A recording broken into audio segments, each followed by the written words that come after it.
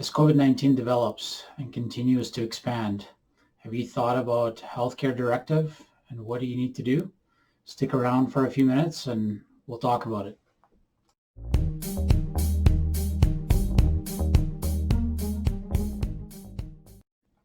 Hi, I'm Alex from Contrast Law.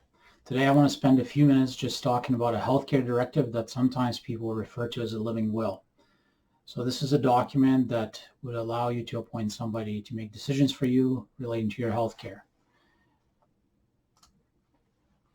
So a healthcare directive, sometimes called a living will, is simply a written document that allows you to express your wishes and talk about your medical treatment, what type of things you do or do not want done.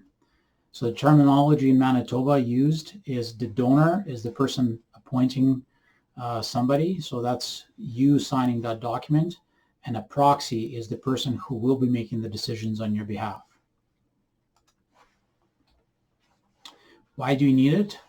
In times like today, with the COVID-19 expanding, it is simply an act of consideration to your family members more than ever. If it happens to be an unfortunate circumstance where you're in a hospital and you can't speak for yourself, so you select the person who will be making the decisions for you and you provide instructions on treatment.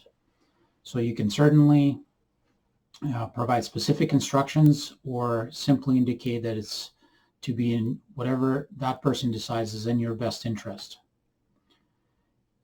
The requirements for this in Manitoba are actually quite simple. You do not need a lawyer to do this. You can do this at home on your own, and if you're in self-isolation, or even if you're not, you do not need a lawyer.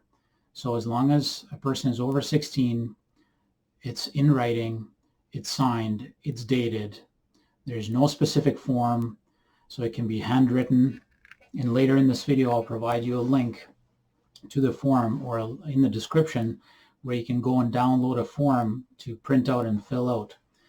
In Manitoba, there's no specific requirement for a witness. So again, as long as it's in writing, signed and dated, you're good to go. So do consider your choice, who will be the decision maker. Please discuss your wishes with the decision makers.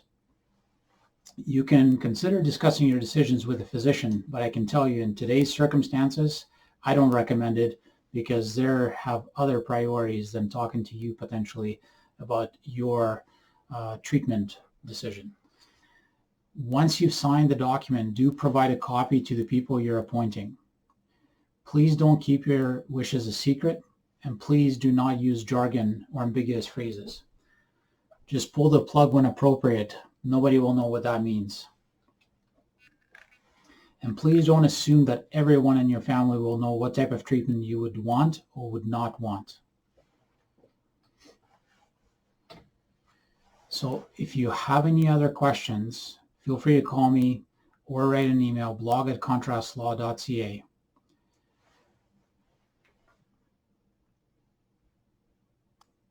And now here's the link to that form. You can go to my blog and download it from there. If you have any questions, don't hesitate to reach out. Thanks for listening and for watching.